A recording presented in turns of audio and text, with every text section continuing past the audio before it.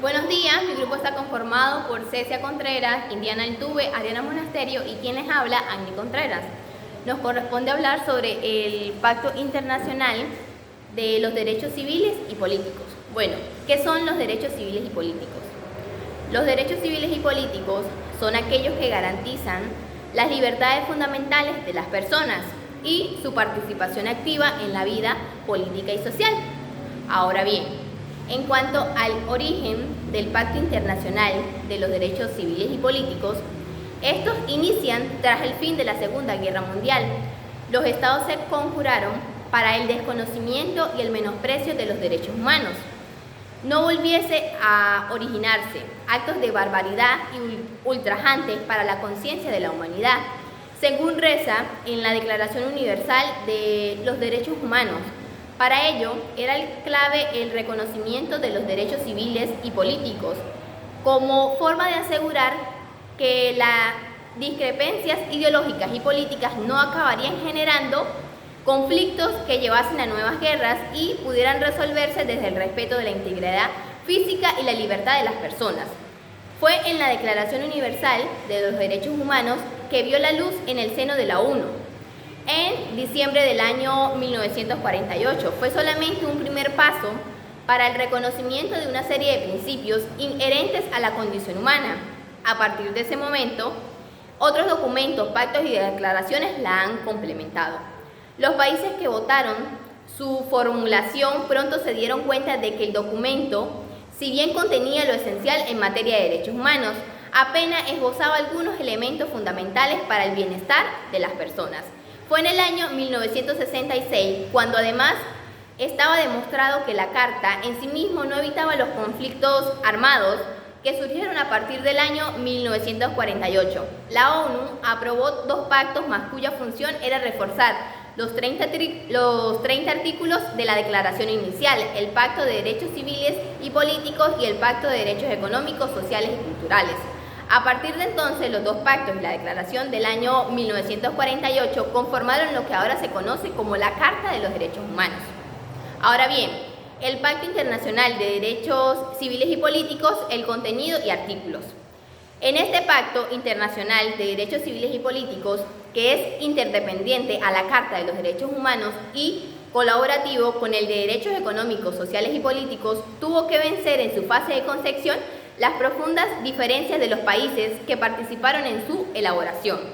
Los derechos civiles y políticos eran un reclamo exclusivo de los estados con sistemas capitalistas que abogaban principalmente por la libertad en todas sus dimensiones: legal, jurídica, individual, de pensamiento, social, cultural y económica, aunque finalmente fue aprobado en diciembre del año 1966. No entró en vigor hasta 10 años más tarde, en el año 1976. Los derechos que recoge el Pacto Internacional de Derechos Civiles y Políticos se pueden resumir de la siguiente manera: en el derecho a la vida, prohibición de la tortura, los tratos crueles, inhumanos y degradantes, prohibición de la esclavitud, derechos a la seguridad de las personas, protección contra el arresto y la detención arbitraria en cualquier circunstancia, derecho a la equidad procesal ante la legislación y al debido proceso, derecho a la libertad de expresión, conciencia y religión, derecho a elegir y ser elegido por un sufragio universal. Ahora bien, el pacto en situaciones de emergencia humanitaria. Los derechos asociados a la libertad individual son los más afectados en una guerra, tal como sucede hoy en día en países como Siria, Sudán del Sur, Yemen, Nigeria o la República Centroafricana. En estos lugares no existen garantías para el cumplimiento de los derechos de las personas y por eso se habla de la existencia de situaciones de emergencias. No es hasta en el Pacto de Derechos Civiles y Políticos que sin duda es una valiosa herramienta para luchar contra los abusos que sufren la libertad y otros derechos de las personas, pues especifica de forma clara cuándo se cumplen o no los estándares mínimos en la materia. Por último, su relación con la Convención de los Derechos del Niño del año 1990. En principio, la Convención reconoce la dignidad humana fundamental de todos los niños y la urgente necesidad de velar por su bienestar y desarrollo. deja clara la idea de que todos los niños deben tener derecho a una calidad de vida básica, en lugar de ser privilegios que pocos disfrutan.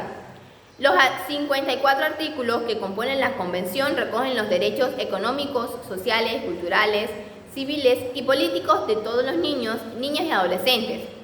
Su aplicación es obligada para todos los gobiernos que la han ratificado, pero también define las obligaciones y responsabilidades de otros agentes como los padres, profesores, profesionales de la salud, investigadores y los propios niños y niñas.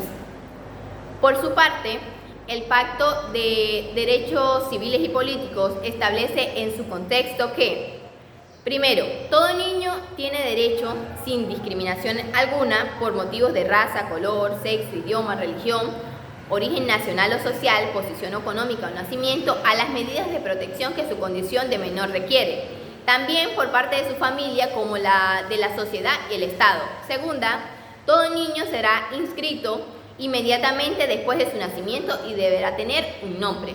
Tercera, todo niño tiene derecho a adquirir una nacionalidad. Gracias.